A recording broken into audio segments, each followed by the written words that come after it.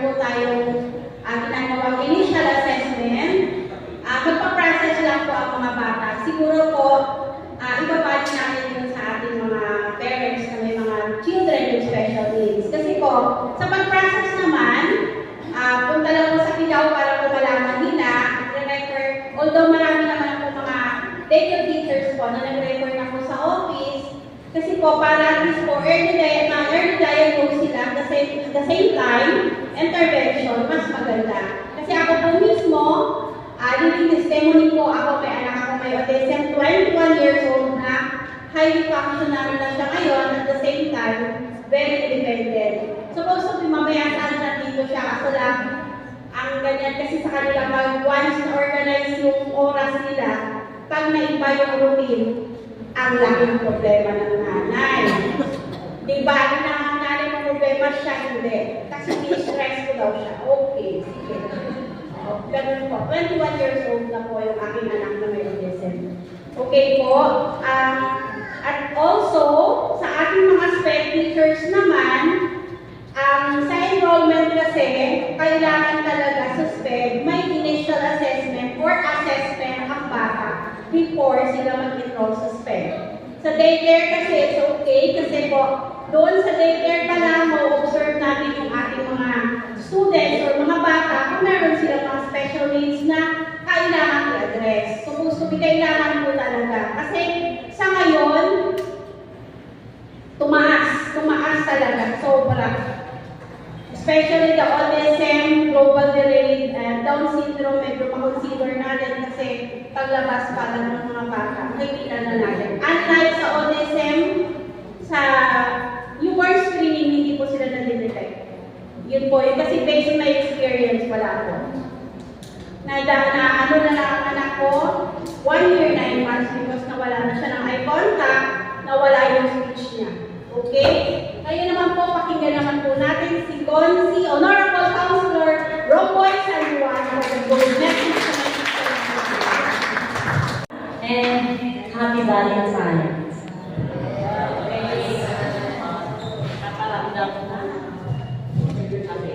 Sinsya na po, may video po ako.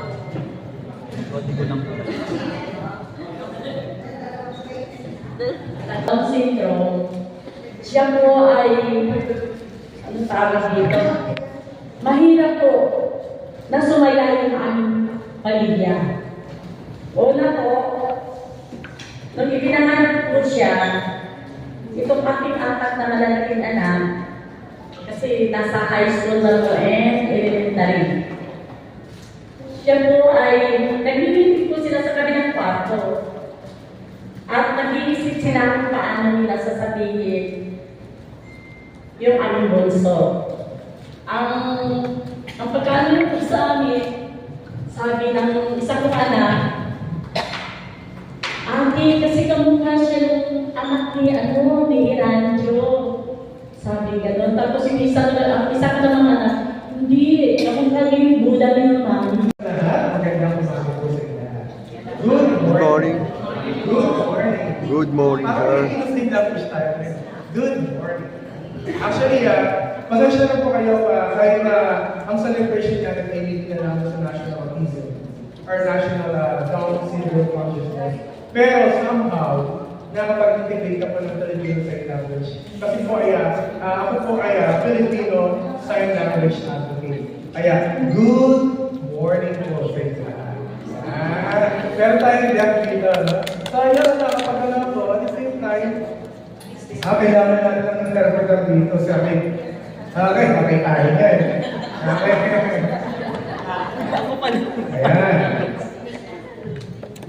Ayan. Ginaayos pa lang yung ating magandang advocacy seminar na katulad natin po. Pwede na kaya tayo? Ayan.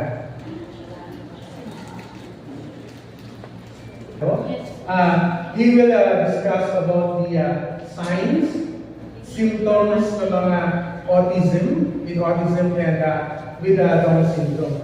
Kami po, pag-asawa, we will talk about the behavioral management, pati yung mga kung bakit nagkakaroon ng tantrums, or down ng mga bata, yung mga anak ko ng parents. Okay, by the way, sino po rin yung mga parents na may anak na differently equal? Yan, ha? Okay. Sino po rito ang mga teachers?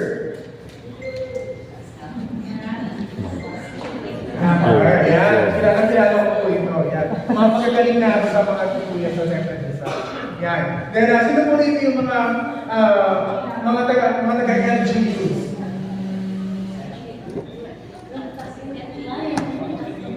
Mga halimbawa po ay taga-barangay TVP daw, mga ganun. Meron po ba rito?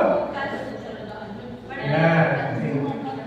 Yan, habang inaayos actually, sa matalayin namin, hindi lang namin na narinig yung sharing ni Mother Nadina. Pero kami dalawa po, kami po yung petition. Taas naman sila pasok sa Okay, now, kumusta po kayo? Mabuti po. Kumusta ka? Mabuti po. Mabuti. Kumusta ka naman, sir? Mabuti. Excited ka ba? Yes.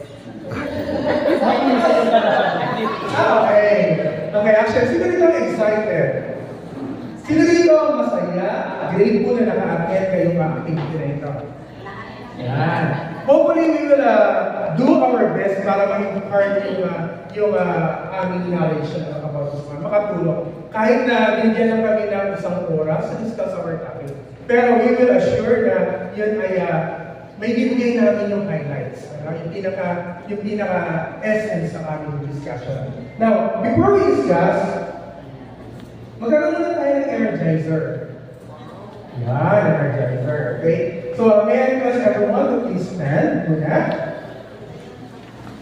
Ang gagawin ka namin, susundan natin yung energizer na ito.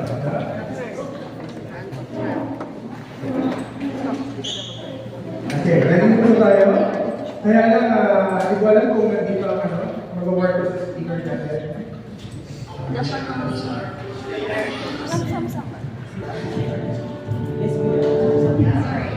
Already seems to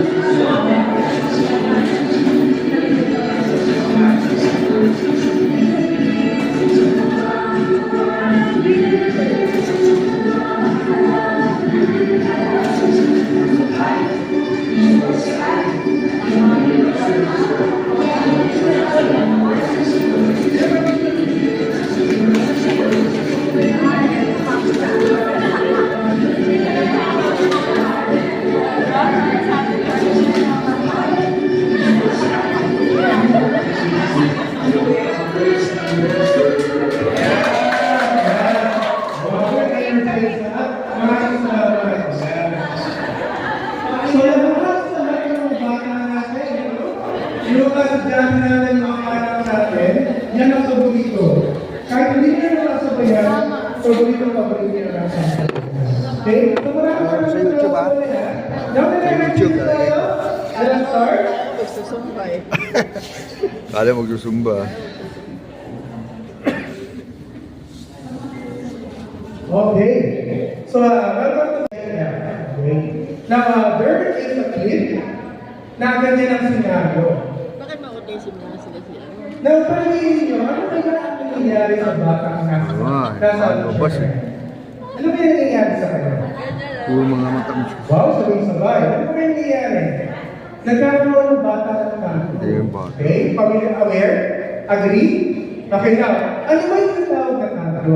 Okay? So, sige nga, bago magbigay ng definition ko, ano ba yung palagay ninyo yung tinatawag na kanto? Yes, ma'am.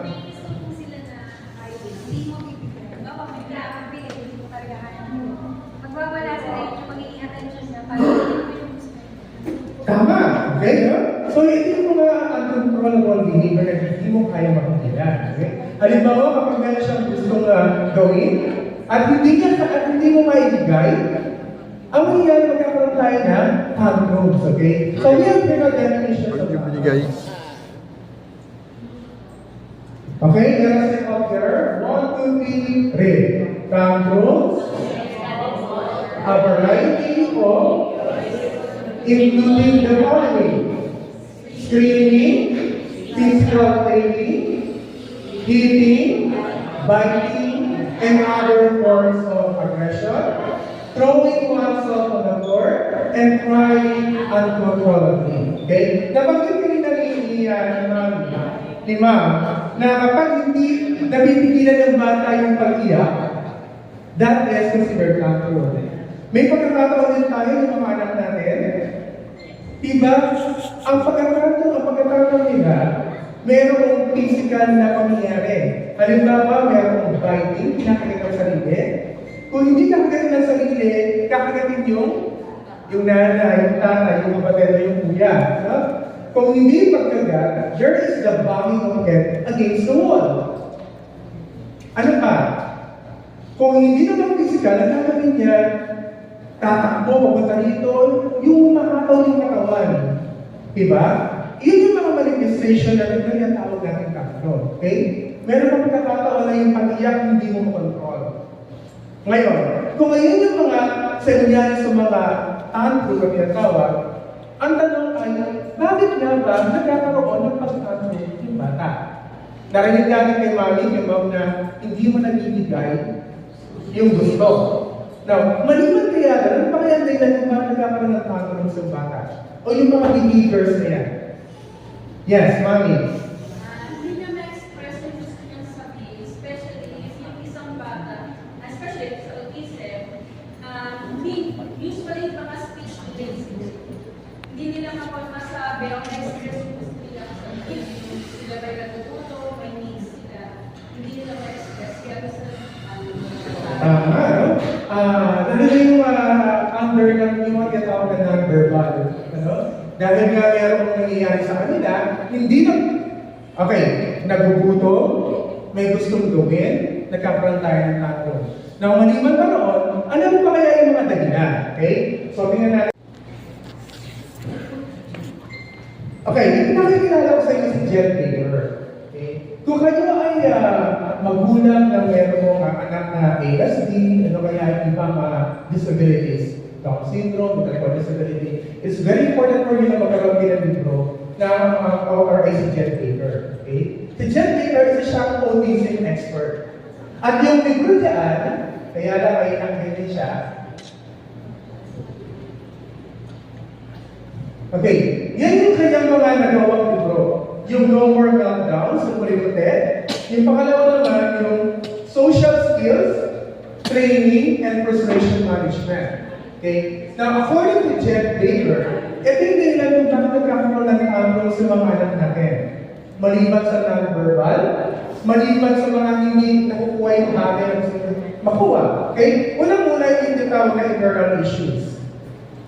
Tulad naman yung mga internal issues. Alam mo, masakit siya. Maaari mag-trigger yung tantrum ng bata. Or marami pang iba. Okay? Masaktan ng ngipin, nagugutom, internal issues. Pangalawa, sensory issues. Sino dito yung magulang o teachers na may hawak na bata o anak na kapag nakarinig ng sound? Ano na nangyayari? Sige, ano ginagawa? Yes, tatay. Bakit hindi na siya tatay? Sobrang stress mo siya sa mga sounds na lalo ng pagkataas na pitch. Hindi sila na-react. Okay, thank you. Thank you po, tatay. So, ang tendency mag-cover na nila, teka, pero iba pa nila mag-cover. Unlike sa atin, hindi pa ganito, tayo pa ganito. Pero sa kanila, eto, pinipindot nila yung ito. Ito part na to. Okay, ito part na to. Ito yung common sa kanila. Now, para ma-overcome yung ingay. Now, I would like to share yung nangyari sa anak ko. Iba na bagay ko nga yung anak ko ay may ASD. Okay, kami nga, dahil kami mga magulang excited tayo, kapag anak natin ay nakikita mag-graduate, diba, tayo nakaayos na, no? Pero, kami, ano nangyayari, ang anak ko, kapag aakit ng stage, lalo na yung kabataan, never kami nakatungtong mismo ng stage. Anong dahilan? Because of sensory issues. Kapag nakakita siya ng malaking projector, at yung tunog ng graduation niya, yung marcha, okay, ano yung nangyari? Nagkakaroon siya ng tantrum. Never kami nakapasok mismo sa entrance. Okay. Lalo na yung diba, ang mga bata, ang paborito nila ay yung Disney, pati yung sound. No? So we have now, may mga bata tayo na merong sensory issues. Okay? Pangatlo, lack of structure. Paano kaya siya? Ganyan nga si Gab na. Paano kaya siya? Meron tayong bata na halimbawa, every morning, nag-assign din ako, every morning, ang daan niya ay itong person na ito. Monday, itong person na ito, dyan na daan. Pero biglang, nung Wednesday, dahil nagkaroon ng traffic dito, si tatay na nag-drive, dumaan sa pangalawang street. Oh, yan. Kabisa. Nagkaroon ng pagbabago ng routine. Ano nangyayari? Yung anak natin, parang na-confuse. Bakit gano'n? Bakit yun tayo? Yung routine natin na wala. Nagkatulong na may bata. Di ba na? Okay? Dahil may mga tayo, hindi tayo pwedeng mangako. Diba? Kapag nangako tayo, okay, tomorrow, magdadala ako ng Jollibee. Okay, pinakundaan ng bata yun. Pero, pinakagahan, nakalimutan mo magdala ng Jollibee. Sa na mangyayari, magkakaroon tayo ng behavior dito. No? So, yun yun. So, we are now changing. Okay, lack of structure. Then, we are now challenging or new work. Fear situations. May pagkakataon na gano'n. Yung mga level 1, ASD, or level 2. Kapag meron kong nakikita nilang very challenging yung environment, magulo, parang meron kong, parang nag-threaten sila, there is a possibility na magkaroon ng tantrum yung bata. Yung word kanya, joke. Alam mo yun, parang pag-ASD, parang kulang na ng emosyon, parang gano'n. Ano nangyayari? Ha? Parang gano'n na yan. So, ito dapat ay tumawa. Ano nangyayari? Parang naging bakante yung mukha ng mga klase niya. Now, in that case, kung nangyayari doon, pupunta sa akin. Daddy, mami, parang gano'n, pagkatawa ko, hindi sila tumatawa. Ano na problema? Ganito kasi, o nagpapatawa ka, kailangan meron mo kasama yung facial expression mo, yung intonation mo, yung pagiging komikero mo, yun ang dapat natin pag-aralan doon. Okay. So, yun ang nangyayari. So, ibig sabihin, meron rin in wanting others to love. Dahil nga, usually kulang sa emotion. And nakikita natin. Okay? Next. Narinig niyo na ba yung word na meltdown? Tantrum. Diba? Sila nakarinig ko ng word na meltdown. Sasabihin niyo, uy, ano ko nag-meltdown? Uy, ano ko nag-tantrum? Pero, is tantrum the same way as meltdown? Palagay niya. Sige nga. Palagay niya. Matitig. Same ba yung dalawa? Bakit kaya no? Parang no.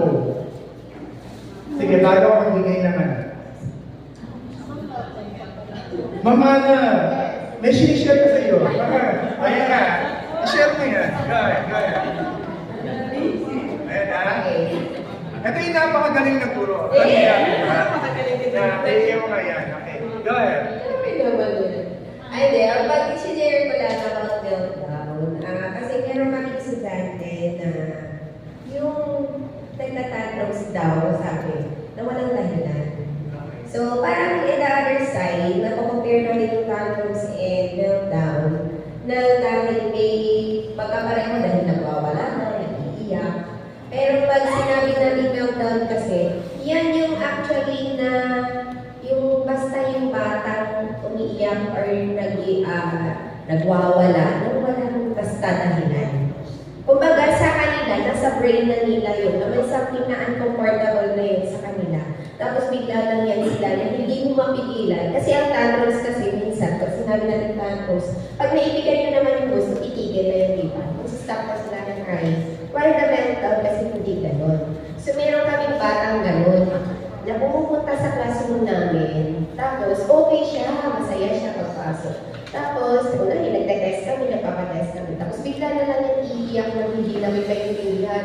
Kahit anong tanong namin na what happened, what do you want, what do you like. So hindi yan talaga masagot ng kahit ano. Basta na siyang iiyak. Yung iyak na hindi yung iyak na hindi talaga, talagang ingay, literal, naririnig kahit hanggang front na building yun, naririnig talaga siya. So, pag kinopare natin, ganun ang meltdown, walang makakakontrol basta-basta. Hindi mo masasabihan na it's okay, hindi ganun. Hindi mo rin siya mabibigyan ng kahit anong bagay na makakatigil sa kanya. So, basta bahala na lang siya kung kailan siya titigil. So, yun. Kung sa akin yun ang observation niya. Thank you. Wow, okay. Itong pinaliwanag ni Ma'am, okay? Kulang na lang i-demonstrate niya. Okay. Naniniwala ako, demonstrate mo kayo paano nagbihan. Okay. So, yan nga. Now, tama, no? Kung ating hihimayin yung sinabi ni Ma'am Anime, yun na yun mismo. Okay, medyo laliman lang natin ng konti. Pag sinabing tantrum, unang-una, ito yung you can control over your emotion. Yung bata, kaya niyang kontrolin yung kanyang emosyon. Merong ibang bata na kahit siya may disability, kaya niyang mag-fake ng cry. Iiyak-iyak.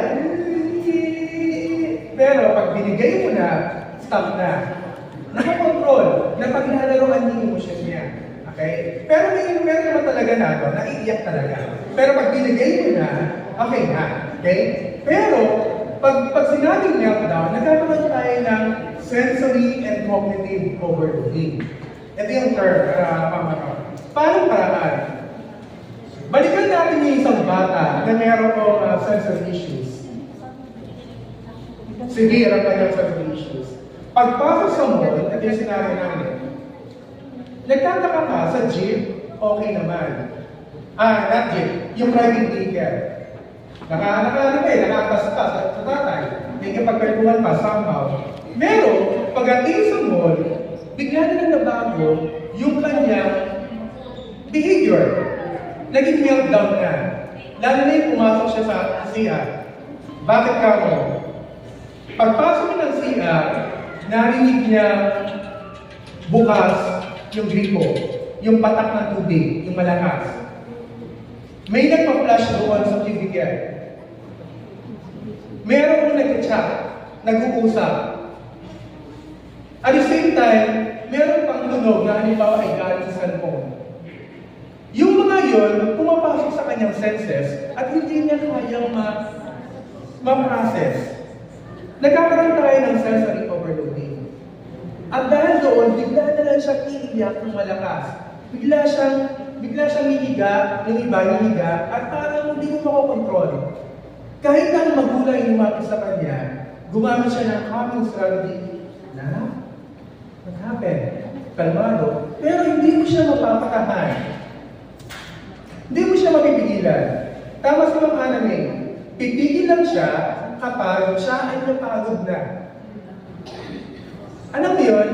Or, kapag nawala yung mga nag-trigger na yun, wala makakakontrol sa kanya. That is meltdown. Okay? Hindi niya nilalaro yung behavior niya. Yun ay dahil nangyayari because of the triggers. Hindi niya sariling intensyon na mag-behave na gano'n. Okay? So, ayun yung pinagkaiba ng meltdown pag ginamit tantrums. Okay? For example, kung bata ay nagkakaroon ng tantrum o meltdown, o shall we say, tantrums na lang. Dahil yung meltdown, di mo makawatrol yan eh. Hayaan mo lang siya. Okay, anong gagawin natin kapag ang bata ay nagkaroon ng tantrum? Unang-una, pakinggan ko kayo nito. We can address, paano kaya?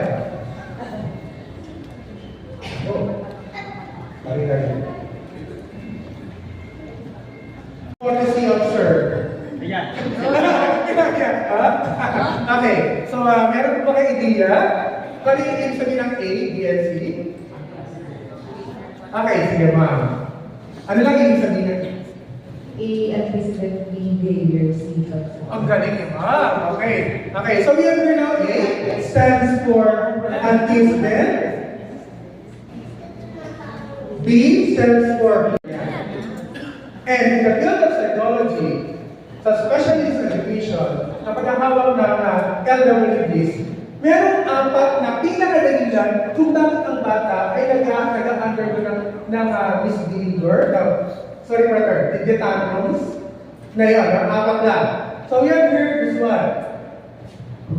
Bakit nagkakaroon ng behavior ng bata, nag-tantrum? It could be escape. Pangalawa, attention. Pangatlo, tangible. Pang-apat, sensory. Sir, paano siya? Madali naman ipaliwanag. Magbibigay lang ako ng apat na situations na nangyayari sa amin.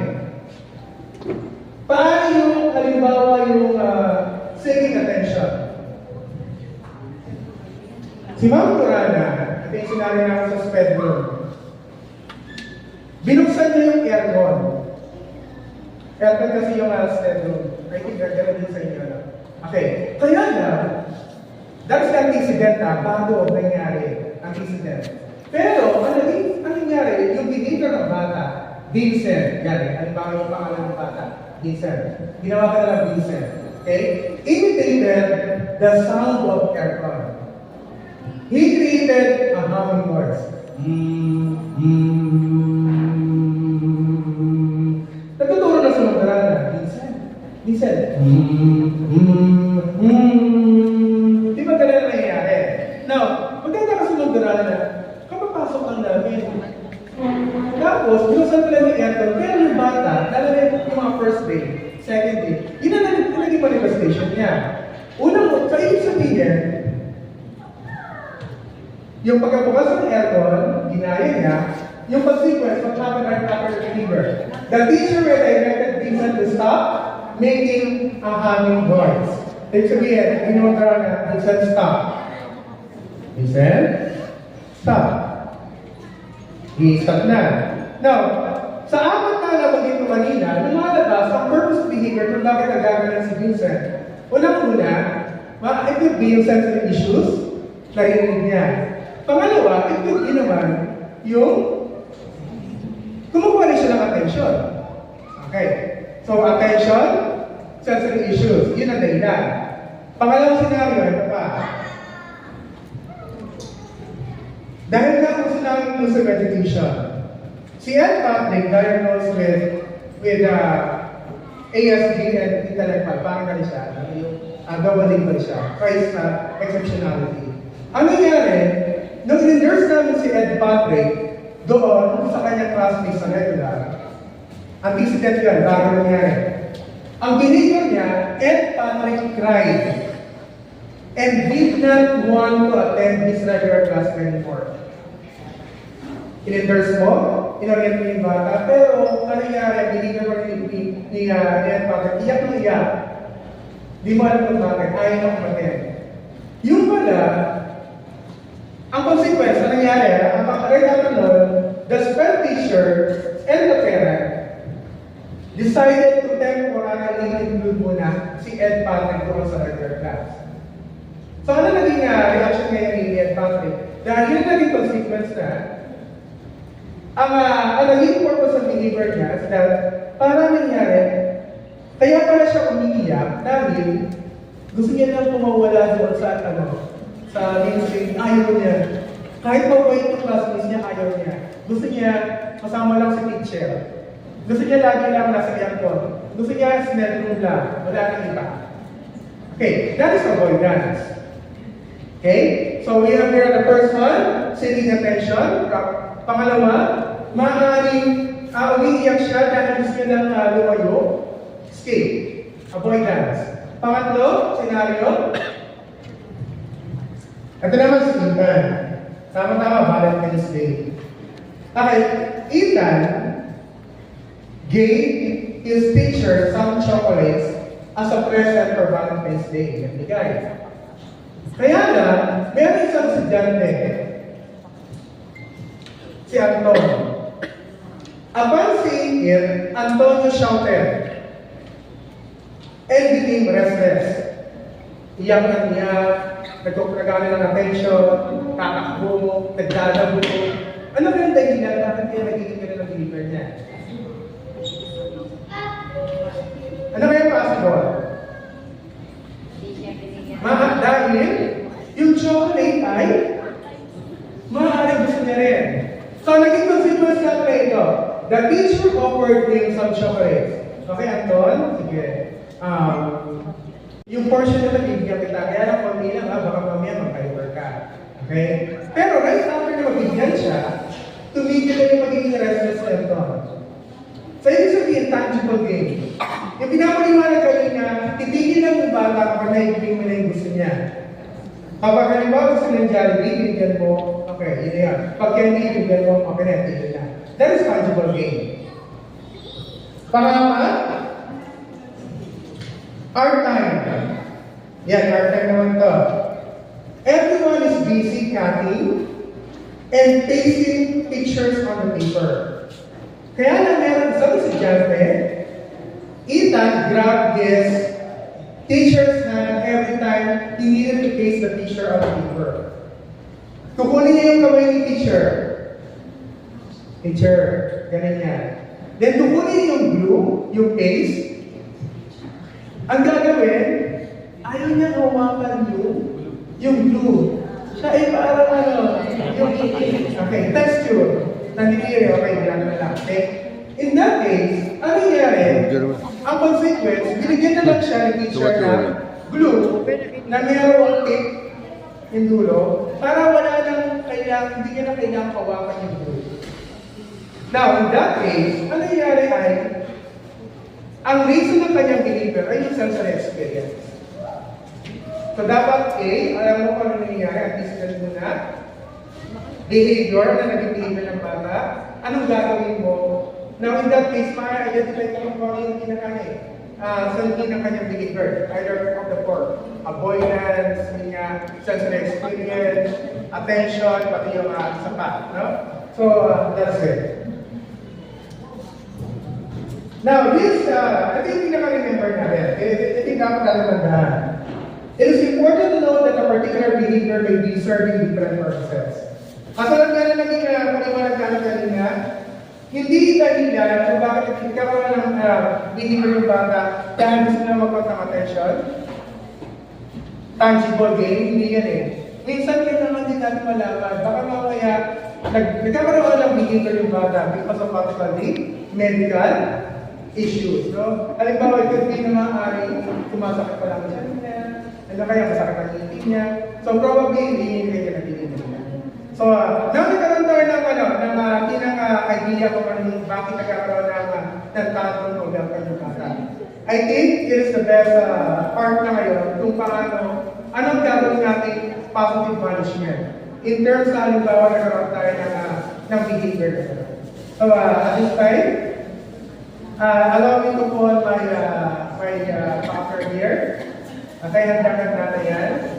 Okay, Si Ma'am Dorana, kapakilala mo po. Okay, sige. Di ako na lang po. Sige, na-invite natin po siya.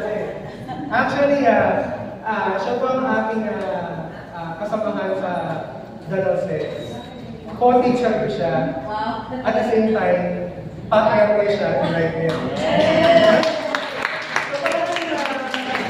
Ang sabi na ng mga ibang tao, hindi ko kayo nagkasawa. Sa umaga pa lang, pagpasok niyo, kayo rin magkasama ng faculty sa inyo. Pag-uwi niyo sa gabi, kayo pa magkatabi, kayo magkaharapan, ganun pa rin. Pag-isip mo, siya pa rin ang may ginawa. Okay. So, actually, napakapalad ng paaralan namin na magkaroon ng magaling na guro. Kahit na nag-uwi ng UP na group na magaling na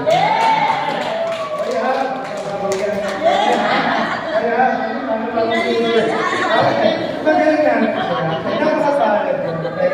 Siya rin ay naging outstanding na teacher at naging gagawad ng pagabaitan award sa amin sa Binamuran. Dahil sa kanya natatangin ng position of the special education. Walang iba, kundi si Ma'am Mary Ann. Kaya ba yung dahil?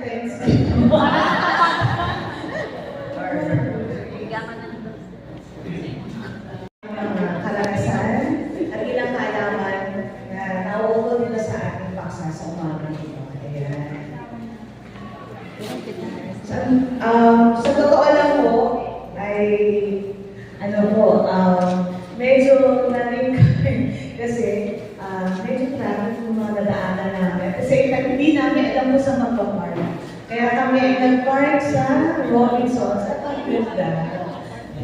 Kaya pala ay paundan ang bayan ng Kaila. Talaga naman na, pwede po bang papulian ang linis ng kalsada? Wala nga namang nakaharap na mga sasakyan sa kalsada, mga naka-illegally park. Ang ganda, ang linis ng ayos. Pagpasok mo dito, talaga, pinagpala ang bayan ng Kaila. Ganda ng hotel. At mas lalo ako natuwa nung makita ko ang aking mga kamwas teachers. Kami po sa SPEM po ay nagmamahala. Kaya po kami tumatagal, malaking factor po na mga magagaan ang loob namin sa isa't isa. Achievement ng isa, masaya kami. Si Sir, congratulations. Kung masaya kami kay Sir Edgar noon, kami naman ngayon nagtitiwang para sa mga achievements sa kasamaan natin. Si Kuya Rick, Sir Rick, alam niyo po ba na yan ay gawat ng kilay ibig sabihin po doon, yung po marami siyang nakalaban na STEM teachers sa 15 distrito sa bayan ng Rizal. Moro, Teresa, Tanay, Pelilla, naglaban-laban. Alam mo ang nagwagi, bukod tanging nagwagi si Sir Rick.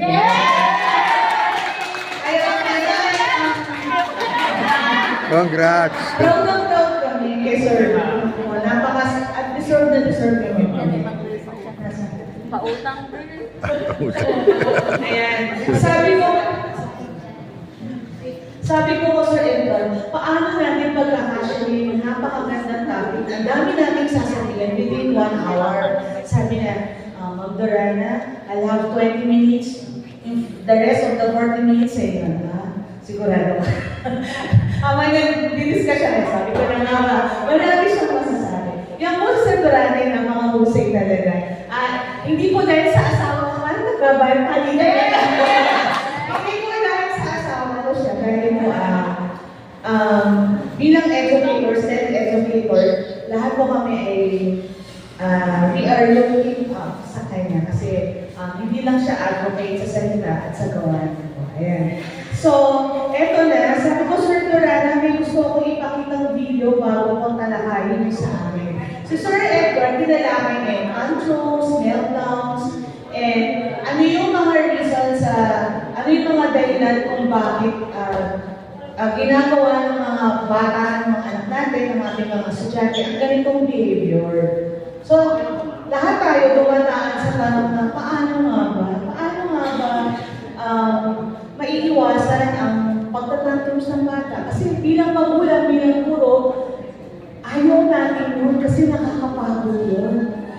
minsan, bilang magulang, stressful yun. Bakit?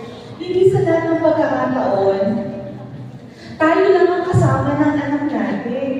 Minsan, nasa public places tayo. At bilang magulang, parang gusto natin na sana behave siya kasi nakakahiya minsan yung mga kinikilo sila. Yun ang pakiramdam natin. Minsan, pag may kasabay kami ng co-teachers, nakakalanda kami kasi nahihiya kami na naaabala sila sa ganung pagkilos at pag-ugali ng aming anak. Okay, sir, na. Ayan, nakita na kaya? Tatapos din. Isundo. Okay, gusto ko po ipapanood sa inyo. Kilala siya na ina, awesome mom siya, ni Kathleen. So, kilala niyo siya. Sino siya? Si Kathleen Pangilinan. O, ayan. Ay, So, ang oo. topic ko ay behavior management strategies. At bago ko simulan ay gusto ko po ipapanood sa inyo isang video ni Candy Pangilinan. Candy Pangilinan na nung napanood ko siya bilang nanay, nakaka-relate ako. At pag napanood niyo ito, sigurado makaka-relate din kayo. Sana ay bumana. Ayan, panoorin po natin. Papatayin po ba yung ilaw, Sir Brana? Or okay na siya, huwag patayin. Paliwanag naman rin po ba?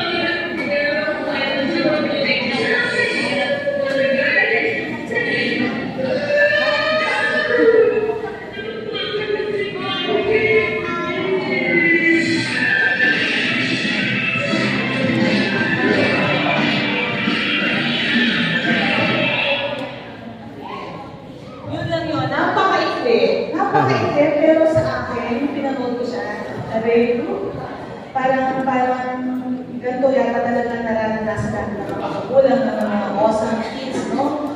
At nung pinanood ko siya, hindi ko pa siya ganun nararanasan na naiiyak. Itong video clip na to, ginamit ko nung nagpakamesa kayo Monday back ito matagal, July 2025 lang, just last year. Pero hindi ko akalain na just this week, Mr. Dorana, just this week, mapupunta ako sa ganung sitwasyon dahil sa aking anak. Ang aking anak ay 14 years old. Sabi na ni Sir Edward Dorana na level 1 siya with ASD. Ano siya? Cognitively gifted siya. Pero pagdating sa emosyon, kung 1 to 10, 1 lang siya, or minsan nag-0 na, hindi na ma-process kung ano yung mga nararamdaman niya. Hindi lang namin naibigay yung attention kasi teachers kami, kailangan mag-prepare kami sa klase namin. And he wanted to get our attention kasi may assignment siya. Tapos na-overwhelm siya. Dahil may ipapasa, may quizaman, may ipapasa sa science, tapos yung kaklase niya, nagagalit sa kanya kasi ganito. Emotional outburst yun. Masakit yun kasi nagbalawag siya ng pinto. Nag-hit mo na siya ng table. Pagka-hit ng table, binalabag niya yung pinto. Sabi ko, Diyos ko, sana lang wala yung principal. Kasi katabi lang namin yung opisina na principal. Nakaka-stress sa amin dahil may bata kami na nangangailangan ng atensyon. Ako gumagawa ng worksheets ng bata, i-print ko, tapos may anak ka na nagagawa. Sabi ko, ang hirap. Okay sana, nangyari na isang beses. Kinausap ko na lahat. And all. The following day, may pag-iyak na naman. Okay, sana umaga. Hapon, umiyak na naman. Sa classroom na naman. Susundo nga pupunta. Parang pag nakaupo ka sa bedroom, papasok na, ay, ano yun, meron na naman. So, yung tantaran na. Tapos hapon, umiyak siya. Mami, mga klase mo gato. Teachers tayo, di ba? Hindi, we love our work. We are passionate sa work natin. Gusto natin give the best also. Kaso, may anak ka rin na umiiyak. Tapos ang takot na, meron ko rin estudyante. Tapos mamaya may pinapapasa. Tapos iyak siya na iyak. Sabi ko, for some reason, nagamit ko yung sinabi ni Pizza kayo. Candy Pangilinan. Napapagod na ako. Thank you. Si Charo. Napapagod na ako. So, yun, umiyak ako. Yung siya yung umiyak, siya yung naman, ako naman ang may moment. So, yun, ako yung nag-moment. So, kami mag-asawa, nag-reflect kami na. Sabi ko na, may mali ba sa ginawa natin? Anong management, behavior management ba ang hindi natin nagawa o dapat ba na natin palpan? So, nag-reflect kami bilang mga magulang. At ang conclusion ko, kung anak nyo ay papalaki pa lang, yung i-share namin sa inyo ng mga karanasan at iba pa, makakatulong yun para yung inaabot namin ngayon ay sana hindi nyo rin pagkanasin. O kung meron man, mabawasan, maiwasan yung mga occurrences ng mga pag-iyak at meltdowns at tantrums ng mga bata. Nalalagay tayo sa sitwasyon na napapagod na ako. Nahihiya na ako sa mga co-teachers. Nahihiya na ako sa mga kaklase ko. Yan. So, eto na. Simulan na natin. Sabi kasi 1 hour. Sabi ko, ang daming management strategies. Behavior. Focus na lang tayo doon sa mas mahalaga at sa palagay ko magagamit nyo as parents. Pero dito ang mga expert namin, teachers, review na lang ko sa inyo. Mga experts na po. Sa susunod, sila naman. Ayan. Okay, so behavior management strategies.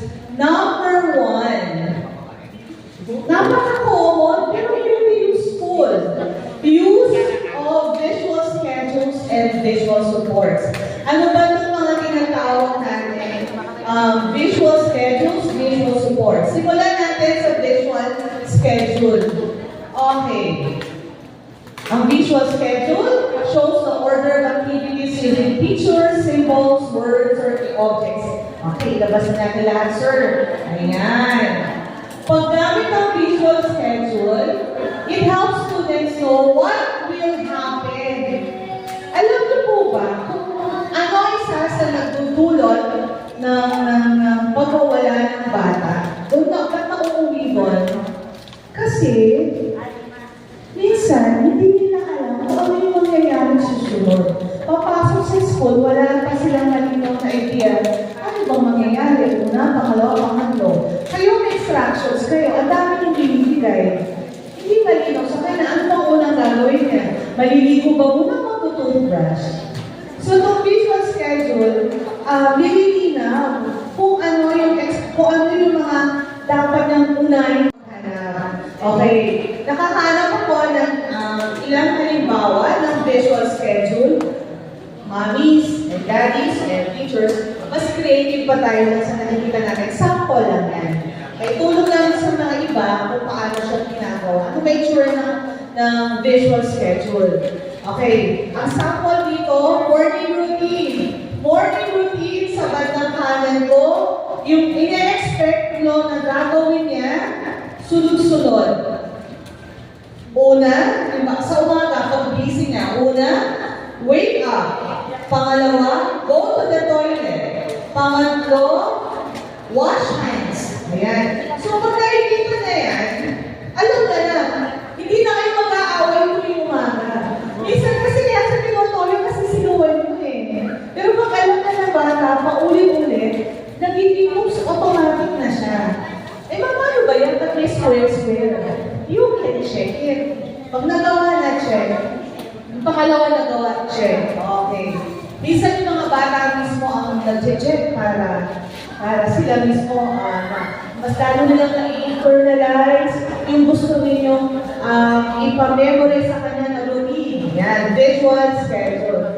Pag teacher ka naman, para hindi kayo nagkakagulo, at para yung estudyante mo na differently able na kasama sa klase mo, ay hindi siya nalilito at nako-confuse at nai-stress at mayroong anxiety. Ayan, lagyan mo ng visual schedule. Ito simple lang, yung pagpasok pa lang na sa classroom. Okay, merong hang up your backpack, folder, o pangatlong gagawin mo, yung tumbler mo, lagay mo dito. O, sunod mo gagawin yung bag. Okay, hindi mo na nga sasabihin eh. Yung bata, basta titignan lang na yung pinagbiligid mo sa wall, alam na yun, nakikita na yun. Kung nagsisimula pa lang, titignan siya na yun, okay. Until maging automatic. Ayan. Morning routine yan. Minsan naman, visual schedule, ganito naman na itsura. Ayan. Sa gabi, my morning routine. First, next, last. Sa gabi, ito ang routine ko. First, next, last. Sa bandang kaliwa, andun yung pagpipilian nila. Those pictures can be individually cut. Tapos, kung meron kayong velcro, lagyan nyo lang yung mga squares.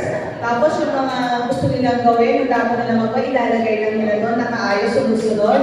Pag nagawa, pwede tanggalin hanggang sa matapos na yung tatlo. Okay, next. Okay na yung halimbawa natin doon. Ay, okay, balikan lang natin yung visual schedule circular. Okay. Ma'am, may nagtanong sa akin na, totoo lang, isa ba nakukuha yung mga yan? Kasi may mami, siyempre excited. Kung ako yan, kasi magugupit-gupit din ako, di ba? Kung teacher ako, ma'am, gusto ko yan. Pagtsaga lang tayo, minsan bubugil tayo na kami.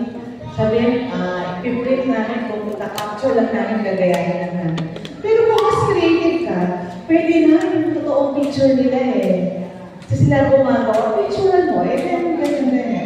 Kasi yung mga ibang ginagamit din namin mga teachers, mura na sa TikTok, na-order na lang, meron na, mga ganyan. Kaya masarap. Okay, bago ako lumipat sa visual support, yung visual schedule,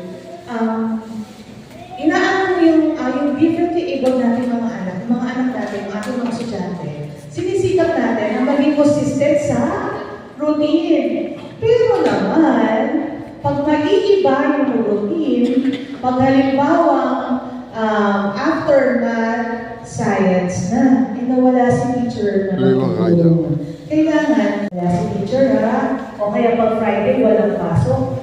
Alam mo naman yung mga ating mga anak, gusto pumapasok. Monday pa lang, inukondisyon na na. O alam ko, may schedule tayo na ito ang gagawin natin. Hindi siya magagawa kasi, halimbawa, may activity si teacher o kaya holiday. Pag Sabado, sanay ka, aaraw tayo ng antipolo, pero alam ko, ito, sanay ito, pero magpapos ko ng anxiety or maglilida to sa tantrums niya or sa meltdown niya, handa na agad yung bata, completion mo na hindi ito mangyayari. At pag hindi naman ko ay ako malaking problema,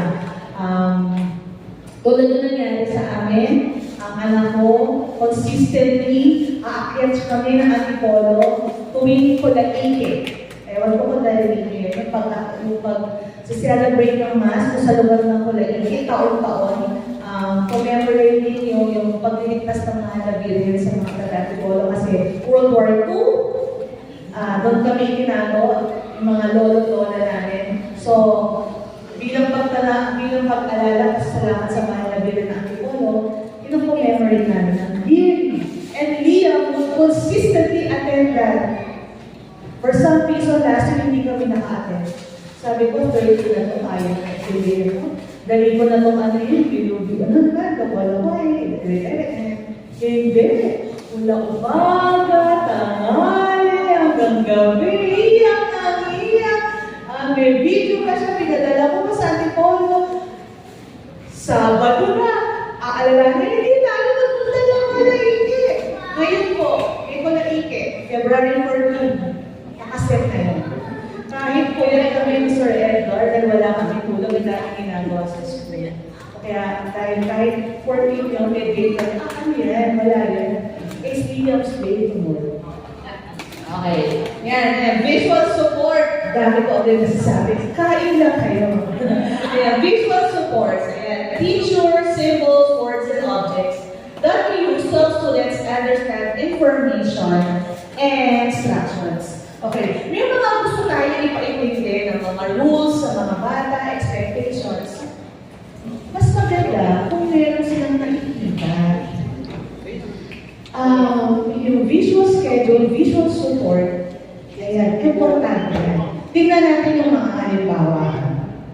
Ayan. Halimbawa, ikaw teacher ka, ikaw mommy ka, very particular ka na ang anak mo ay maghugas lagi ng kamay kasi madalas nasisira ang tiyan niya. So, magkaroon ka ng visual support. Dikit po sa may kitchen or dining area ninyo. Anak, this is our wash hands first. And then, that's the time you can have your meal. Ano din sa school? Yung mga estudyante natin, iniwasan natin yung kasakit. Wash hands muna tayo. Nakikita sila. Okay. Okay. Ito naman, I want. Siyempre, ito para sa mga non-verbal natin. Ano ba yung gusto niyang iparagin sa inyo na hindi na masabi? Tandaan niyo po, meron tayo mga ilang mag-aaral, yung mga differently able na hindi pa rin masabi. Ma-articulate ano yung gusto nila. I-offer natin yung iba-ibang mga bagay na mga larawan na pwede nakatulong sa data and express sa nila. Yan po yung mga visual supports na pwede natin gamitin. Yan. Next. Okay, isa po. Visual support.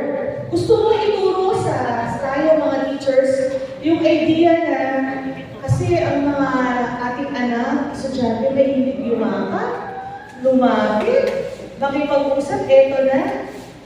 Diba, lapit sa mukha. Sa hindi, kasama mo anak mo, pero pag may ibang tao, lumilipit din siya, lumayakap. Kailangan may picture tayo, visual support tayo sa bahay. Kahit saan, dalaw siya. To remind your daughter, your son, your student, oops, personal space. Mas mahirap pag laging sinasabi. Minsan, mas matatandaan pag nakikita. At pag nangyayari yung moment na yun, to remind him or her about that visual support. You remember that? Distance. Okay. Pag naman mga madalas magalit, tulad last year, pero kami estudyante na madalas mag-tantrums. Okay. At ito ay ginamit sa akin na visual support mo.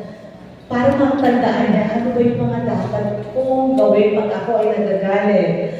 1. Take 10 deep breaths. Count to 20. Ano gagawin? Yan.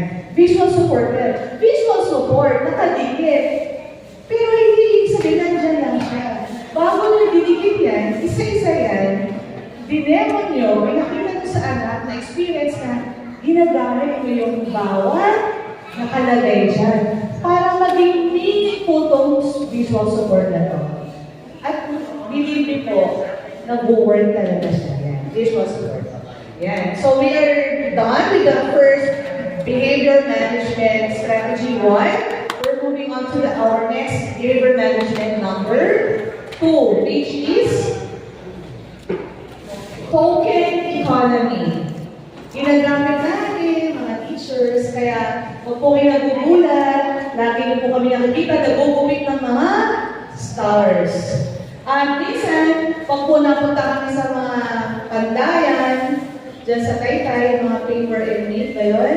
Alam mo, kami nahanap namin stickers, pandikit, bakit? Kasi ginagamit namin yan pang-reward sa mga, hindi mo pang-reward eh. Yung visual support na ginagamit namin na may goal, mas lalagay namin na star, o pag napuno mo yan, you will gain something. Ayan. Nagalagay dito, tokens are collected and later exchanged for rewards. Like toys, extra break time, favorite activities, or small prizes. Mas ipaliwanag namin through this example ng token economy. Ayan, halimbawa, anak natin. Sige, ano bang goal? Kailangan nakikita, nakasulat. Sino yung nag-home-based therapy? Sinusulat talaga. Hindi pwede sinasabi na dapat nakikita, sinusulat. So, pinapasulat sila na, Leon is 14. Hindi dahil teenager na siya, nasa regular class, sulat, para nakikita. So, nakalagay dito, to reach the moon, I need to, kailangan malinaw to, behave, or hindi umiyak, hindi tumayo. Anong reward ko? Dapat malinaw din makalagay sa baba. Tapos, kung yan ang sample sheet natin, pwede kinukulayan niya every time na nagtuturo ako. Ang goal natin, huwag kang tumayo habang nagtuturo si teacher ng madalas. Madalas kasi kaya naman yung kontrole.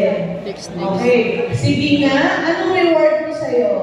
Pwede, preferred activity, pwede ano ba, magbibigyan ka na ng time na maglaro? Or ako as a teacher, meron kami treasure chest or box.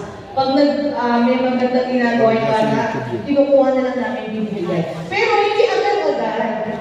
Kaya siya open economy, hindi siya one day. Na-earn yan after several days, several weeks na continued yung big positive behavior. Ayan. Ito kayo sample. Kung ayaw nyo ng kinukulayan, meron din kami mga stamp. Stamp no. Hanggang mapuno, stamp chart, reward chart. Bawat pinapag-usapan, sinusunod na stamp naman ang gagawin mo. Simple lang sa idea ng buttons, ng chart. Bawat magagawa ng kukulayan. Kaya natin na mas maging creative ba dito? Why not get a real jar? And then yung mga bola-bola, kaya star na ginagawa, lagay natin sa jar. Uy, anak, pag napuno mo to, you'll get your reward.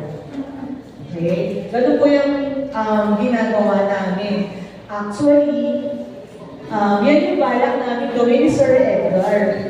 Kasi nung Tuesday or Wednesday, nag-usap kaming dalawa, parang at-alos na kami. Sabi ko, ano nangyayari kay Liam? Nag-home-based therapy na tayo. Umaga, nasa sakyan, bago pumasok, Liam, babe ka lang ha.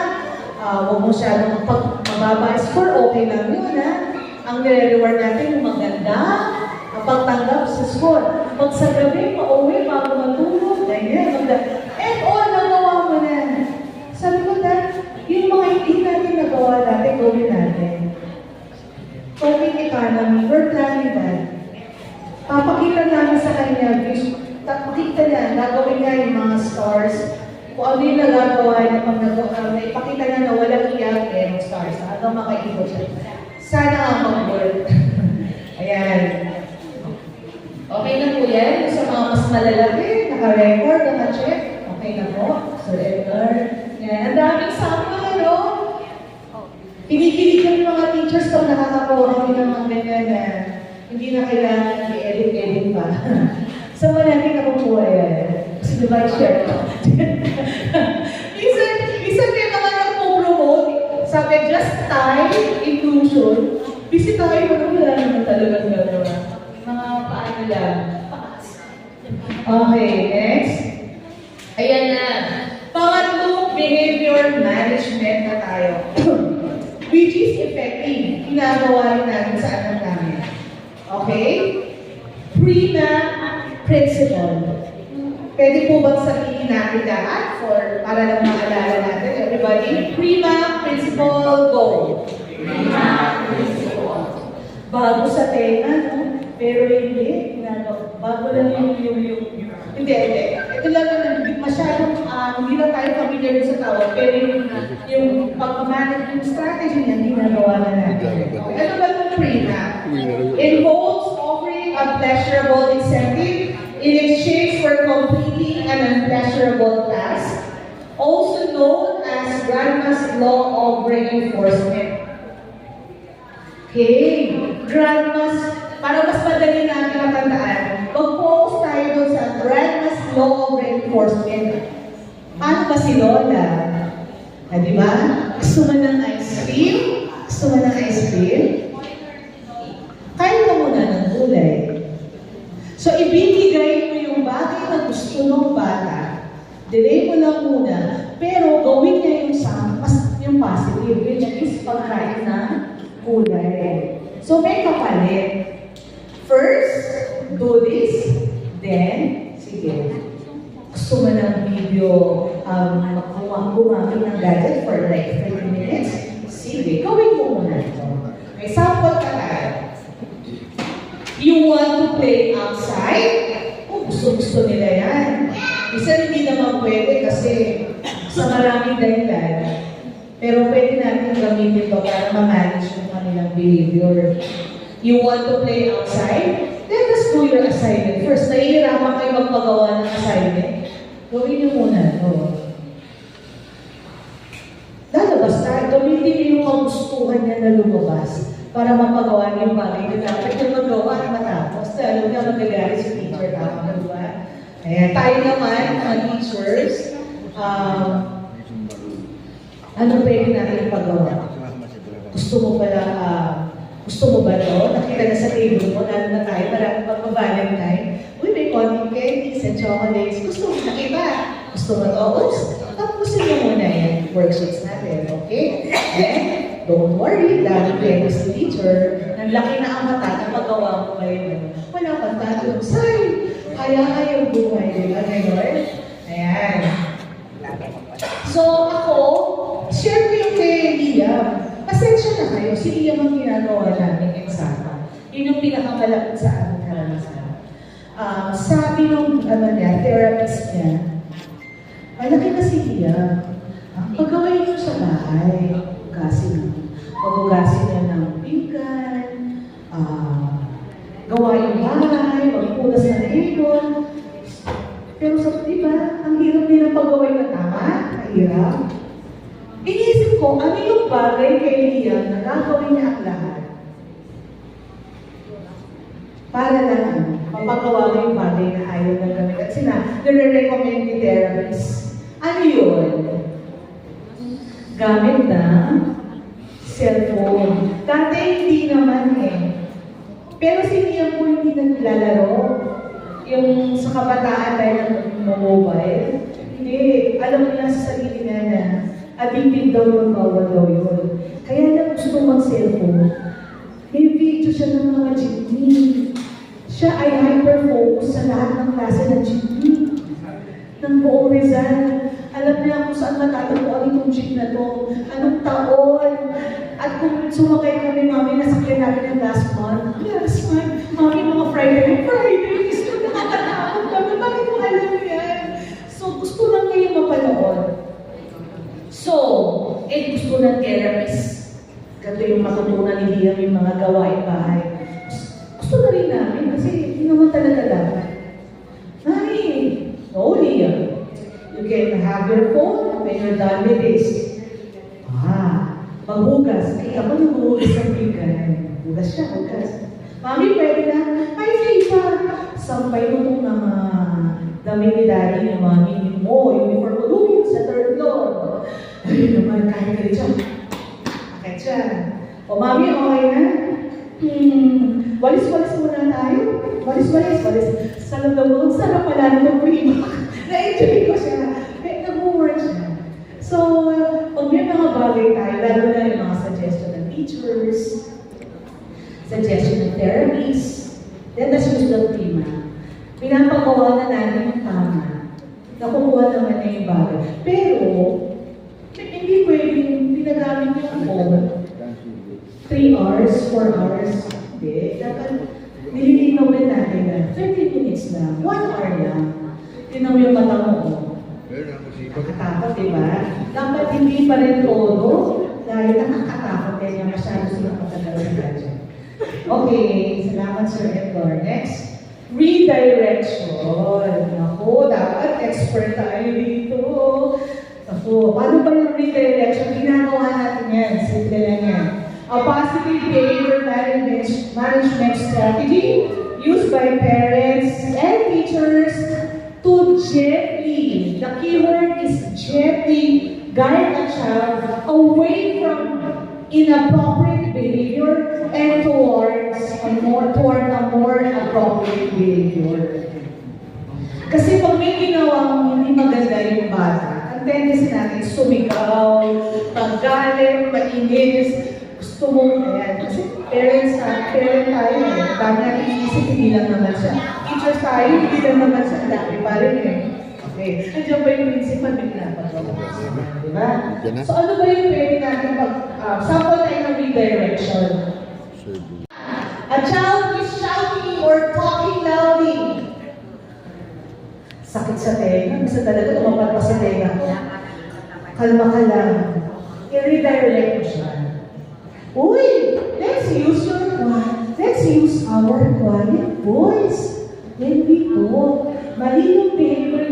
magsigaw. Tapos, nare-redirect mo siya sa kung ano yung tama ko. Uy, gamitin natin yung quiet voice natin. Can we try it? You're asking for water. Can you not malakas na boses na parang galit? Pati yung sasabihin, pwede yung sabihin sa kanya, paulit sa kanya. Can we say like, Mom, can I ask for this? Can I have water? Much better, di ba? Nire-direct mo kasi hindi siya shout siya. Okay, next. Ayan, ang hilig nila, manghawa at mang-abala ng ang klase. At siya, pistachi for disturbing others. Ayaw nung naaabala, ayaw din natin kasi nag-focus ng chaos sa classroom. I-redirect natin agad yung behavior ng bata. Remember, we keep our hands to ourselves. If you want to play or talk, you can ask first. Yan. Okay, I see. Yan. Tulad yung isang araw sa estudyante namin, hinataw yung table. Ay gawin ko yung mga students namin, high school na, ang lalaki, ang lalakas ng boses, at dumudugo yung namin. Kasi kung ano din yung naririnig nila, hinataw yung tenga. Sabi sa kasi, yung Sharon! Islam, Sharon! Hindi pa niya yung table, sabi na, uy, the name of the student is wise. Wise.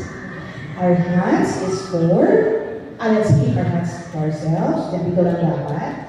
Our hands are used for loving and caring and hugging. Hindi siya tanghampas, okay? Ano lang tayo, kalma lang tayo, ano bang gusto niya? So, i-redirect natin. Okay. Minsan, ito naman yung pwede pa natin sabihin. I see your hands want to stay busy. You can hold this stressful or play with this instead. Nanghit! Tanong sa mga bata. Mas lalo, ikaw talaga. Bisan tayo, old school. Pag may nangataw, di ba ginagawa din? Mga lola, hataw din. Pinangataw mo, hataw. Sa redirection, uy, I have a stress ball here. Baka mas gusto mo, squish na lang. Laruin natin. Alam na nire-redirect mo siya. Squeeze mo itong bola. O ito. Magsulat tayo, mag-drawing tayo.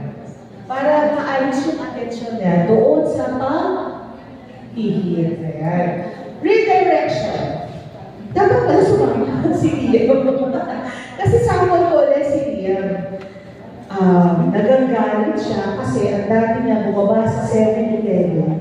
Gusto niyang sumama at bumili ng favorite drink niya.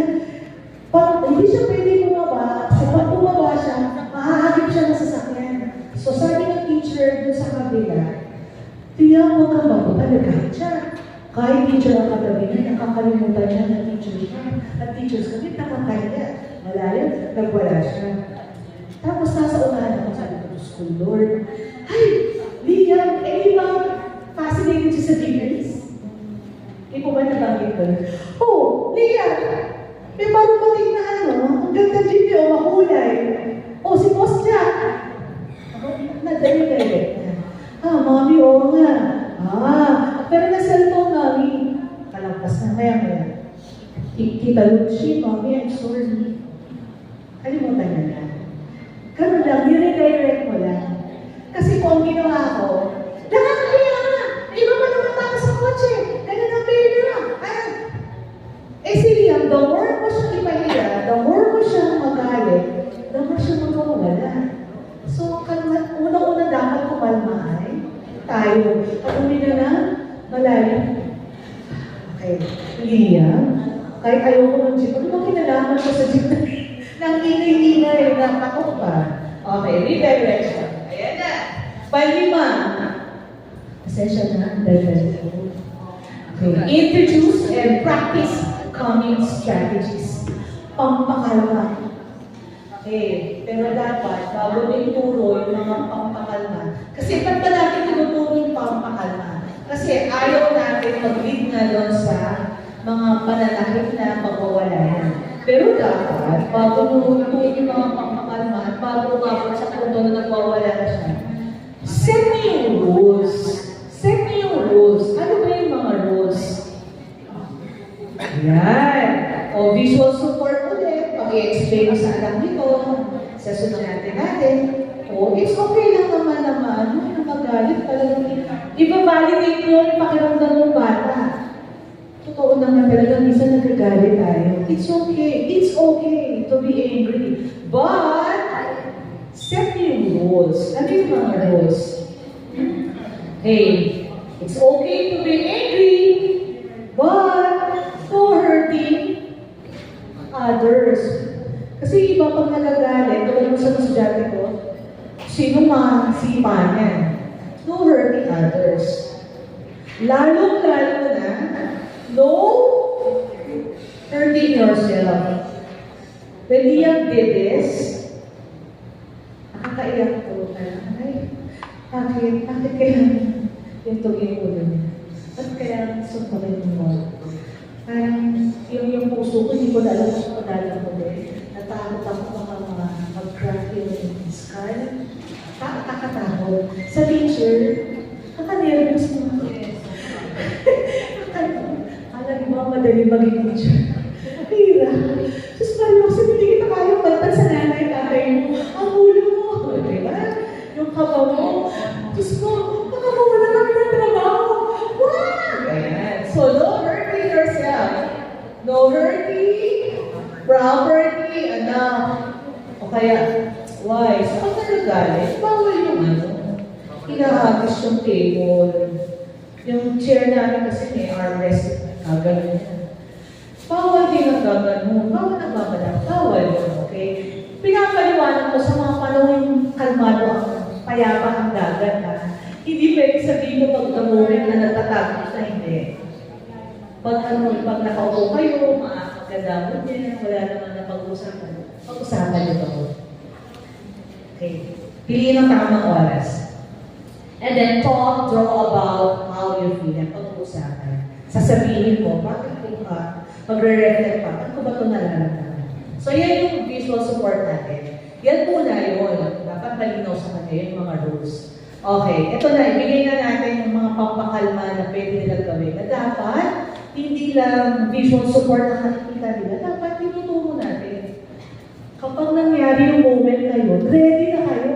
Ang dami, pero siguro kung alam mo naman isa, dalawa na pwede nang pagawa sa kanya. Okay. Like this. Go for a walk. Nakikita nyo lang, paano ba mararamdaman na tono-yongin na? Ikita nyo yun? Sa amin, si Sir Edgar, pagpasok pa lang ni Vincent, alam niya na nananakit na doon, pauwi ko sa bathrooms. Yung ngipin niya, nag-ngipin niya, tapos ikita niya nag-clench fist na, tapos pag-upo niya, binirake yung pencil, tapos maya-maya, napagano na ako, meron na siya sinakal, hindi lang sinakal, binaba pa sa semento. Mas seryoso. Sorry, okay. Ayan. So, anong ginagawa namin ni Sir Edgar na pampakalma? Sabi ko sa inyo, post na rin kami sa sports. Lumalabas kami ng sped room. Meron kaming isang senior high, dadayuhin namin doon. Ilang floors? 4 floors. Lalakad namin ng mga lahat. Lilipat pa ulit kami sa PEL building, another 4 floors. Pagdating sa classroom, pagod na. Hindi ko malman na. Wala na po yan. Kaya yung mga bata, para hindi na mauwi doon sa pagkaganon, pagkawala. Pakalmahin na natin, tara, lakad tayo, lakad. And then scream into an angry pillow. May angry pillow, pag nanggigigil, bigyan siya ng unan, o dyan ka lang pwedeng sumigaw.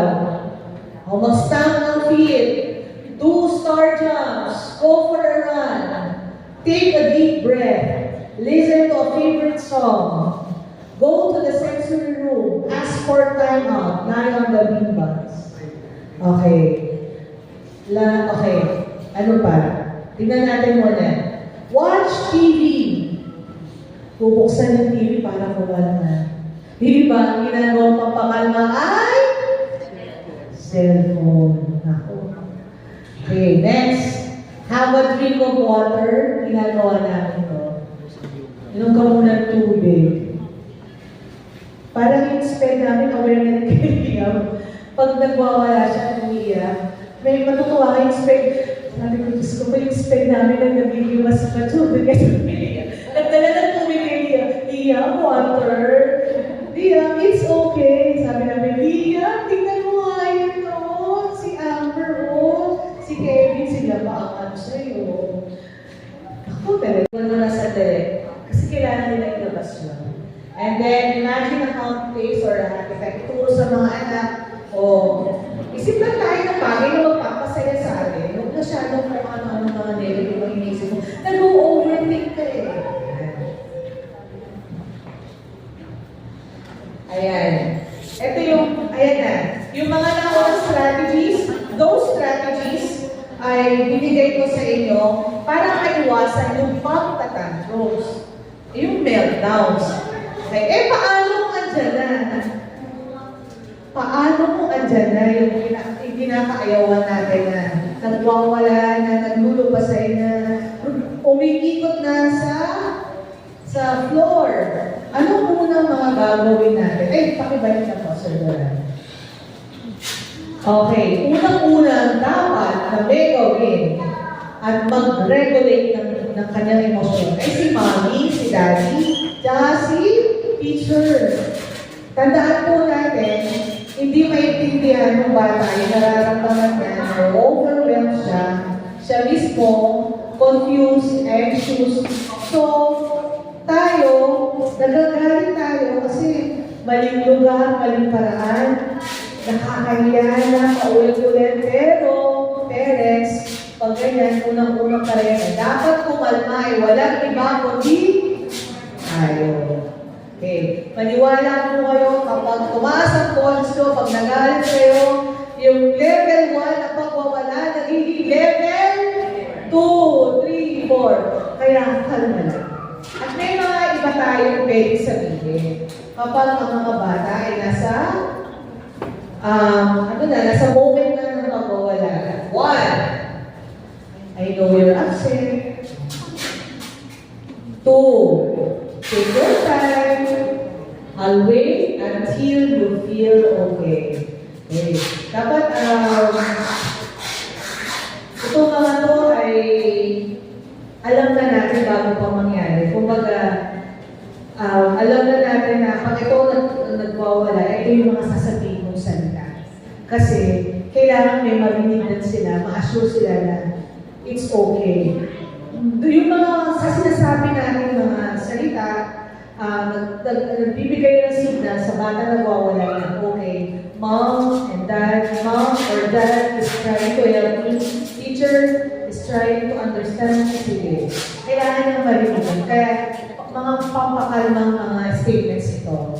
Let's take a deep breath together. Ibig sabihin, kasama ka niya doon sa pinagdadaanan mo. Next. Siyempre, pag natapos na yung meltdown, dapat may sinasabi rin kayo, hindi pwede iwanan niya siya sa natapos na lang ng wala. Alam nyo na may nasaktan, alam nyo nasaktan siya, nasaktan ka. Tapos, ipaprocess mo yung yung pangyayari. O, bakit ka ba, Mia? Tama ba? O, ano ba dapat? Ano bang mas dapat mong ginawa? Ito ba? Okay. Sana all. Ito lang, basahin ko lang yung mga halimbawa ng mga right words to say after a meltdown. Thank you for trying to feel better. Ay, buti naman. Okay ka na, hindi ka na nalulungkot. Next time, we can try using your countdown tool earlier. Oh, nakalimutan mo yata yung tinuro ni Mami para kumalma ka. Ano nga ba yung tinuro ni Mami? Di ba dapat hinayawalalim? O di ba dapat pag hindi mo mapigilan, dapat dapat lang muna tayo? Di ba? So, pag hindi nagawa yung mga strategies na tinuro mo, yung coming tools, i-remind mo sa kanya. Okay, next. And what help you feel better? Ay, ba't okay mami ganito, tingnan mo ako. Okay, so at least may feedbacking na tayo. Kaya pala okay siya. Hindi ko lang nabanggit, pero napaka-importante ng parents, teachers, pag nagwawala ang bata pala, talaga napaka-importante na i-secure yung bata, make sure na safe siya, wala siyang kauuntugan pag pinamay yung ulo niya. Tapos teachers tayo, may iba rin tao. Pag parent ka, may kapatid. Meron nung ikinuwento namin sa bata, may pinin daw siyang isa. Ibang pangyayari ko, pinin daw niya yung isa. Yung isang bata na non-verbal namin, na walang kaibigan, na talaga ingat-ingat si mami, at laging sakitin, ngayon lang pumasok, sinakal pa. Maya-maya, pag nagwawala ang bata, believe po, ang lakas nila. Hawak ni Sir Edgar, hawak ko dito, hindi namin maawat. Natanggal namin. Hindi ko kami, alam niyo, para ako nagsumba ng buong araw. Maya-maya, nakalma siya. May isa na naman siyang sinakal. Aba, sabi ko na ako, teka lang, yung isang snare, tawag ka ng tao sa labas. Nakatingin lang sa akin. Kami lang din ni Sir Edgar ang nakagawa ng para mapag-work. Ang dami namin learning moment yan eh. Na hindi na namin, dati kasi pag nagwawala yun, dapat nandun lang yung para. Ngayon dahil sa pangyayari, natutunan namin, train na yung mga bata. Pag nagwala, they have to run outside or run, everybody run inside na. Laro tayo sa sila, doon muna tayo. Safe kasi sila doon. O lock the door, doon ako, para safe sila. Yung isa doon sa labas, doon sa bata na doon. Isisecure din natin yung mga walang kinalaman sa pangyayari. Kasi nakakailan na siya, nakatakbo siya ng pagpipinta. Sabi ko, okay, secure. Doon din namin na-realize na dapat pala meron kami. Yung pag may emergency sa room. Kasi kung nasaktan kami lahat, halimbawa lang naman, nasaktan ako, for some reason, may event sa labas ko nakakaalam na nagkakagulo sa STEM. So, nung diniscuss namin with the principal, narinig po namin ng ganyan. Sabi, oo nga pala, dapat pala may gamit kayo sa guard para tatakbo. Ang kadami na isip, dapat pala may lalaki kayong ganito, na natutulog sa inyo. At ang pinakamagandang realization ng pangyayari yun, Sir Edgar. Ano ba yung pinaka-realization natin? Kailangan tayo mag-exercise. Sa company na kami bata pa na. Alam niyo po ba, tapos na yung episode, si Sir Edgar, kausap yung parent, nag-feedback, hingal na si Sir Edgar. Sabi ko, kulang ka na sa, nagbibiro ako, kulang ka na sa lahat ako. Dapat, teachers, parents, mas malakas tayo sa kanila.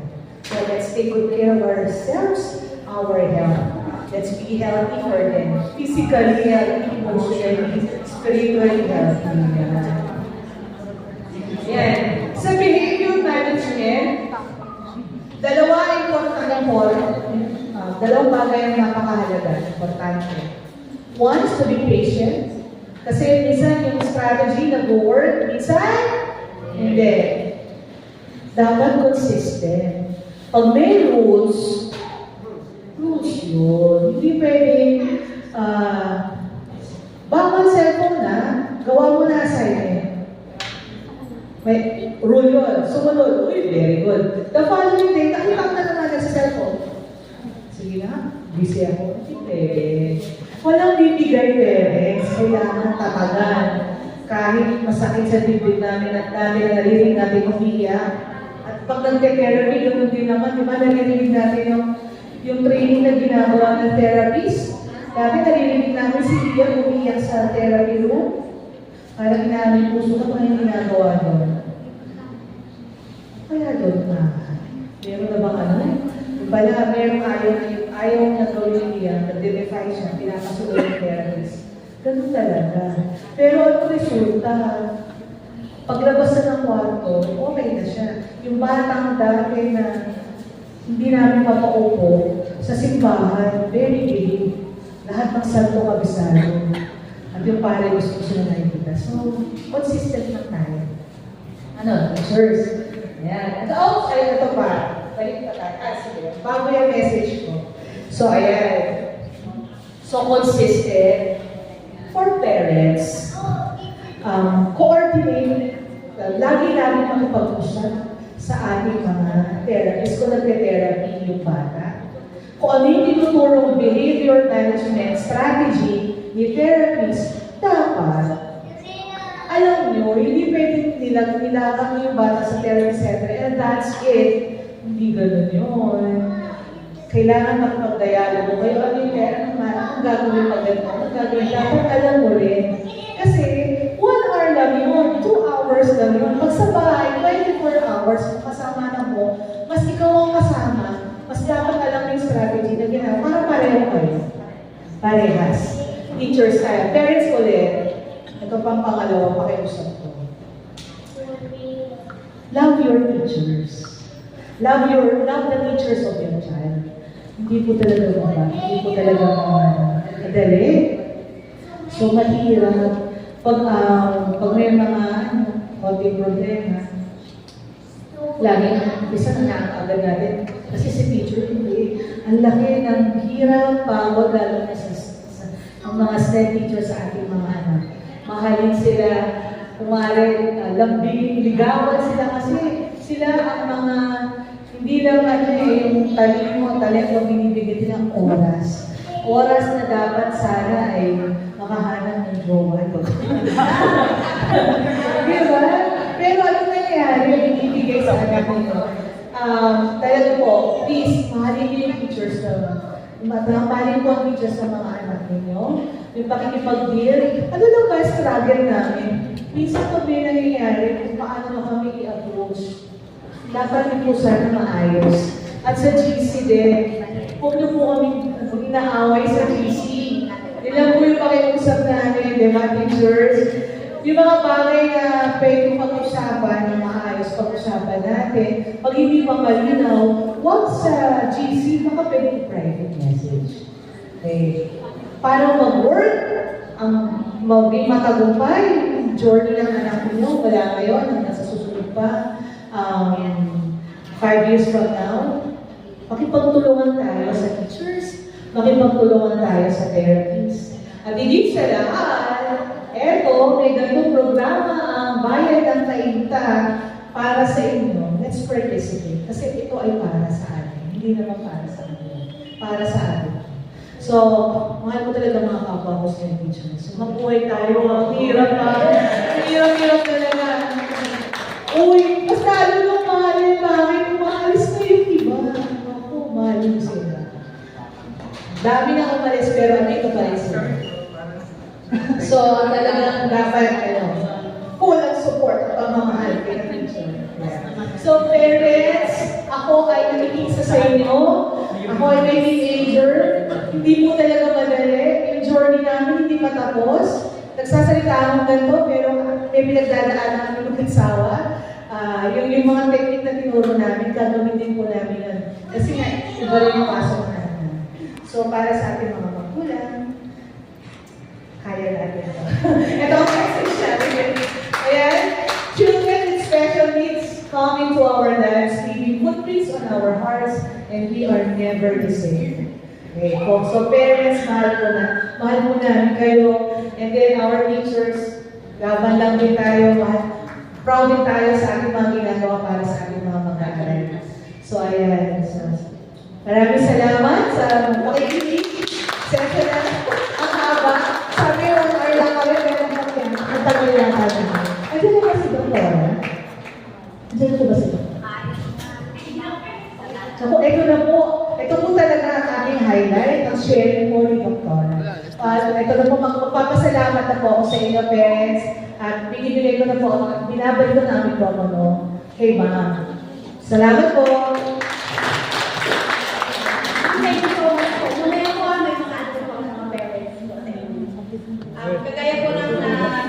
Oo, may sundo pa ako. Sundo ko pa ako ko. Lahat ng sinabi mo mga kapatid. 11:30 sa school. Kasi, anak ko is 21 years old, is senior high. Grade 12 siya ngayon. Mamaya po, malalamin mo aking testimony. Opo, ito po, behavior management for children. Awareness on autism spectrum disorder and Down syndrome, early detection, intervention, and rehabilitation. Ito naman po ang magiging talk ni Dr. Ed Gonzaga, our Municipal Health Officer.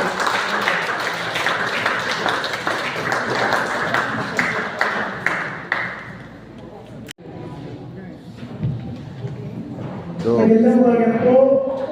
Umaga pa ba? Magandang umaga sa lahat. Yung narinig ko kanina pagdating ko,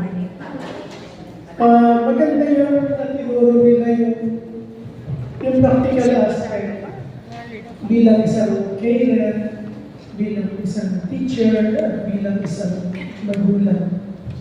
Ako in the health profession, mas ang nalalaman ko yung cognitive, what's the reason, ano yung pathophysiology, bakit nagkaganon. Minabuti ko na tagalugin yung aking ipapakita sa inyo. Lahat tayo ay manonood muna. Manonood tayo sa kanagaling ng Down syndrome, ano ba yung behavior ng isang kasama natin sa bahay o ginagawa natin as a caregiver.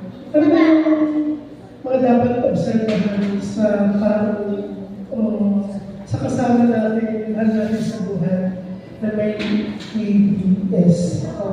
Meron akong apo dalawa, no? Kaya medyo nakaka-relate ako. So, dalawa siya, parehong lalaki, nasa loob ng bahay, may ADS sila. Paikot-ikot, ang ginawa ko nung habang pumunta sila sa bahay, ay just have to clear the living room para lang din, okay lang, patak-patak ko sila, tapos yung mga gamit ko na maaaring bigay sa kanila ng kung ano man sa kulang.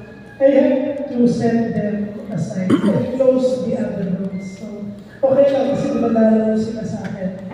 So, yun. And until now, nag-aaral sila in a special school, public school. So, sabi ko doon sa ako ko, kasi ako ko nasiguro yun, na kailangan supportahan, so happen, nagkaroon ng problema doon sa husband and wife, nagkahiwalay sila. So, other family yun.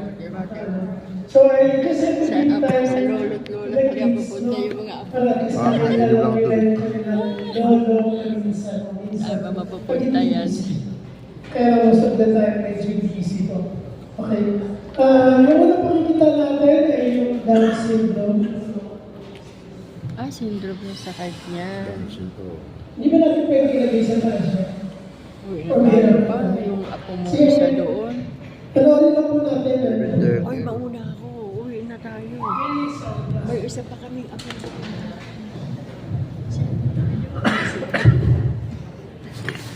Grabe, isa na sila.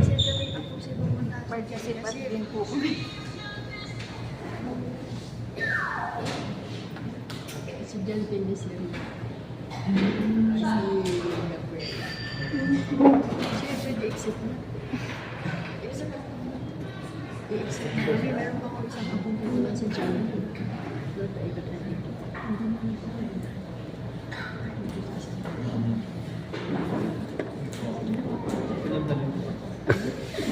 Hindi ba natin napapanood?